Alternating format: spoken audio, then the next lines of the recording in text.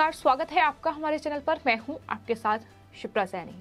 महाराष्ट्र में सियासत लगातार गरमाई हुई है। बीजेपी नेता किरीट सोमैया लगातार उद्धव ठाकरे सरकार पर हमलावर हैं। वो मुख्यमंत्री उद्धव ठाकरे से लेकर मुंबई पुलिस कमिश्नर संजय पांडे पर लगातार हमलावर नजर आ रहे हैं। और अब आपको बताते हैं, दरअसल बीजेपी के पूर्व सांसद और बीजेपी के वरिष्ठ नेता महाराष्ट्र से किरीट सोमैया ने मुंबई के खार पुलिस स्टेशन में अपनी शिकायत दर्ज करवाई है। सोमैया ने साफ तौर पर आरोप लगाया है कि उनका बयान तो दर्ज किया गया, लेकिन खार पुलिस ने उनकी एफआईआर दर्ज करने से साफ तौर पर इनकार कर दिया है। उनका साफ तौर पर यह कहना है कि ठाकरे सरकार के गुंडों को बचाने के लिए मेरे खिलाफ फर्जी एफआईआर दर्ज की गई है। उन्होंने कहा है कि इस पूरे मामले में दरअसल बुधवार दोपहर 12:30 बजे वो महाराष्ट्र के राज्यपाल भगत सिंह कोश्यारी से भी मुलाकात करेंगे। सोमैया ने साथ ही ये भी आरोप लगाया है कि उनकी एफआईआर दर्ज न करने के लिए महाराष्ट्र के मुख्यमंत्री उद्धव ठाकरे ने बाकायदा मुंबई पुलिस को निर्देश दिया है, आदेश दिया है। उन्होंने कहा है कि राज्यपाल से मुलाकात के दौरान वो बीजेपी नेताओं पर जो हमले लगातार हो रहे हैं उसकी जानकारी उन्हें देंगे, उनसे जांच की मांग भी वो करेंगे। तो कुल मिलाकर महाराष्ट्र में जिस तरीके से हनुमान चालीसा से ये विवाद शुरू हुआ, उसके बाद निर्दलीय सांसद नवनीत राणा को गिरफ्तार किया गया। उनके पति और विधायक रवि राणा की भी गिरफ्तारी हुई। और आपको बता दें, जिस वक्त मुंबई के खार पुलिस स्टेशन में निर्दलीय सांसद नवनीत राणा से मिलने के लिए किरीट सोमैया जा रहे थे, उस वक्त उनकी गाड़ी पर हमला हुआ और इस हमले में वो घायल हुए। इस पूरे मामले ने अब तूल पकड़ लिया है और लगातार बीजेपी ये मांग कर रही है कि महाराष्ट्र में जिस तरीके से कानून व्यवस्था पूरी तरीके से खत्म हो चुकी है, पूरी तरीके से धराशायी हो चुकी है, अब महाराष्ट्र में राष्ट्रपति शासन लगाया जाए।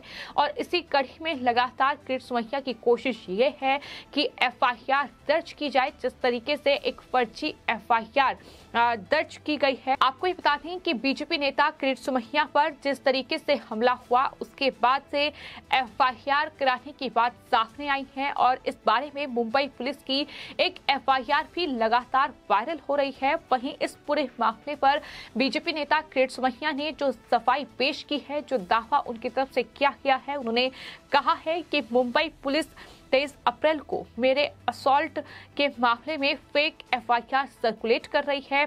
सोमैया ने यह भी कहा है कि मैंने कोई एफआईआर दर्ज नहीं कराई है। 23 अप्रैल को बांद्रा पुलिस ने मेरी एफआईआर को दर्ज करने से इनकार कर दिया था। तो सवाल ये है कि अगर मुंबई पुलिस की ये एफआईआर वायरल हो रही है तो क्या ये एफआईआर फर्जी है? और ये दावा किरीट सोमैया की ओर से किया गया है कि ये एफआईआर फर्जी है।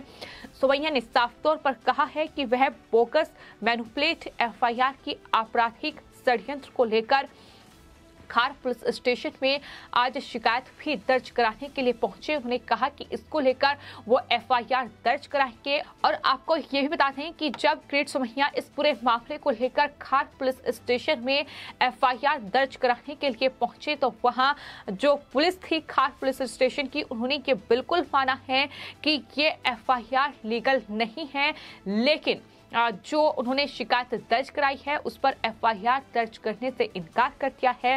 किरीट सोमैया का बाकायदा बयान सामने आया है, जिसमें उन्होंने कहा है कि मुंबई पुलिस कमिश्नर ने उद्धव ठाकरे जी के कहने पर मेरी एफआईआर दर्ज करने से मना कर दिया। जो एफआईआर रिलीज की गई है उसमें मेरा हस्ताक्षर नहीं है, इसलिए वो एफआईआर लीगल नहीं है। ये खार पुलिस स्टेशन ने भी माना है। मेरी मांग है कि मुंबई पुलिस कमिश्नर के खिलाफ कार्रवाई होनी चाहिए। ये मांग किरीट सोमैया की ओर से की गई है।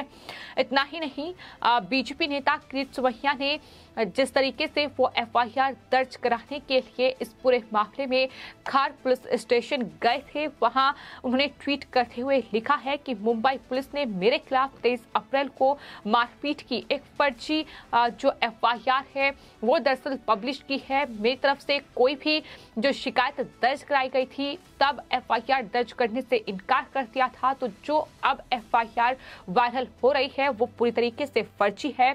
बाकायदा किरीट सोमैया की ओर से ट्वीट किया गया है, जिसमें उन्होंने लिखा है कि क्या मुंबई के पुलिस कमिश्नर संजय पांडे ये बताएंगे कि खार हादसे की पुलिस ने कैसे और क्यों एफआईआर दर्ज की है। तो आखिर ये फर्जी एफआईआर दर्ज की गई है, ये सवाल भी उन्होंने मुंबई पुलिस से पूछा है। तो कुल मिलाकर अब महाराष्ट्र में सियासत बेहद गर्माती दिखाई दे रही है कि किस तरीके से कहीं न कहीं किरीट सोमैया को फंसाने के लिए ये पूरा षड्यंत्र उद्धव ठाकरे सरकार रच रही है। और जैसा कि तमाम राजनीतिक विश्लेषक भी लगातार बता रहे हैं कि कहीं न कहीं ऐसा करके खुद शिवसेना ने अपने पैरों पर कुल्हाड़ी मार ली है। शिवसेना अब बीजेपी के जाल में फंस चुकी है, क्योंकि जहां एक तरफ किरीट सोमैया की गाड़ी पर हमला हुआ है, इस हमले में वो घायल हुए थे और जब उन्होंने शिकायत दर्ज कराने के लिए वो 23 अप्रैल को बांद्रा पुलिस स्टेशन गए थे, तो वहां उनकी एफआईआर दर्ज करने से इनकार कर दिया गया था। लेकिन उसके बाद मुंबई पुलिस की एक एफआईआर लगातार सर्कुलेट हो रही है। उसमें किरीट सोमैया का दावा ये है कि इस एफआईआर पर उनके साइन नहीं है और ये लीगल एफआईआर नहीं है, ये अब खार पुलिस स्टेशन ने भी माना है। तो जाहिर तौर पर इस तरीके का षड्यंत्र आखिर क्यों रचा जा रहा है, आखिर इस तरीके से मुंबई पुलिस का दुरुपयोग क्यों किया जा रहा है, ये तमाम सवाल है जिसमें अब महाराष्ट्र में उद्धव ठाकरे सरकार और मुख्यमंत्री उद्धव ठाकरे घिर चुके हैं। और इसको लेकर लगातार जो बीजेपी के नेता हैं किरीट सोमैया वो हमलावर हैं। आपको साथ ही ये भी बता दें कि इस सिलसिले में वो बुधवार को राज्यपाल भगत सिंह कोश्यारी से भी मुलाकात करेंगे। आपको ये बता दें कि जिस तरीके से किरीट सोमैया पर ये हमला हुआ था, इसको लेकर बीजेपी के नेता और महाराष्ट्र के पूर्व मुख्यमंत्री देवेंद्र फडणवीस ने भी दरअसल जो शिव सैनिक हैं उनके द्वारा जो हमला किया गया था उस पर गंभीरता से नहीं लेने का आरोप पुलिस पर लगाया है और कहा है कि शहर की जो पुलिस है वो महाविकास अघाड़ी सरकार के नौकरों की तरह काम कर रही है। फडणवीस ने इस बारे में केंद्रीय गृह सचिव अजय कुमार भल्ला को भी एक लेटर लिखा है। सिर्फ इतना ही नहीं, किरीट सोमैया इस सिलसिले में केंद्रीय गृह सचिव से मुलाकात भी कर चुके हैं। महाराष्ट्र बीजेपी का एक प्रतिनिधि मंडल बाकायदा दिल्ली पहुंचा था और उन्होंने केंद्रीय गृह सचिव से मुलाकात की है। आखिर क्या कुछ हालात फिलहाल महाराष्ट्र में बने हुए हैं, किस तरीके से महाराष्ट्र में लगातार मुंबई पुलिस का दुरुपयोग उद्धव ठाकरे सरकार कर रही है, किस तरीके से मुंबई पुलिस दरअसल महाराष्ट्र में महाविकास अघाड़ी सरकार के नौकर की तरह काम कर रही है, ये तमाम बातें हैं, ये तमाम चीजें हैं जिसका जिक्र केंद्रीय गृह सचिव के सामने किरीट सोमैया की ओर से किया गया। तो इस बारे में उन्हें पत्र लिखा जा चुका है और भल्ला से राज्य में बिगड़ती कानून व्यवस्था और विपक्षी नेताओं के मूल अधिकारों के हनन का संज्ञान लेने का आग्रह भी देवेंद्र फडणवीस ने अपने इस लेटर में किया है। और ये मांग लगातार की जा रही है कि एक एसआईटी का गठन होना चाहिए और साथ ही ये मांग की गई है कि इसकी जांच होनी चाहिए, एसआईटी इस घटना की जांच करे, ये बीजेपी प्रतिनिधि मंडल ने भी मांग की है। तो कुल मिलाकर बीजेपी के तमाम नेता जो हैं वो मांग कर रहे हैं कि इस पूरे मामले में जांच होनी चाहिए।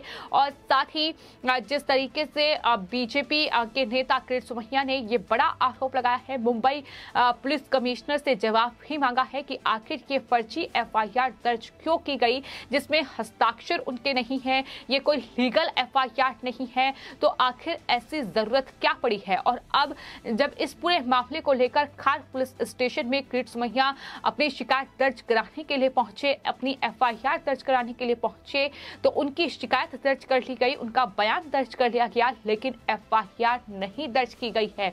तो आखिर पूरे मामले को इस तरीके से लीपापोती करने का काम मुंबई पुलिस क्यों कर रही है, सवाल ये भी है। आरोप बीजेपी नेता किरीट सोमैया ने साफ तौर पर लगाया है कि दरअसल उद्धव ठाकरे यानी मुख्यमंत्री के कहने पर ये सब कुछ महाराष्ट्र में हो रहा है। जिस तरीके से मुंबई पुलिस नवनीत राणा और उनके पति रवि राणा को गिरफ्तार कर चुकी है, हनुमान चालीसा वो उनके घर के बाहर पढ़ेंगे, इस सिलसिले में ही महज उनकी गिरफ्तारी हो गई, उन पर देशद्रोह का केस दर्ज कर दिया गया। तो वहीं इस तरीके से अब किरीट सोमैया के खिलाफ ये फर्जी एफआईआर भी लगातार वायरल हो रही है, जिसको लेकर किरीट सोमैया अब मुंबई पुलिस कमिश्नर से जवाब मांग रहे हैं। फिलहाल आपकी इस पूरे मामले पर क्या राय है, हमें कमेंट बॉक्स में जरूर लिखें और चैनल को सब्सक्राइब करें। धन्यवाद।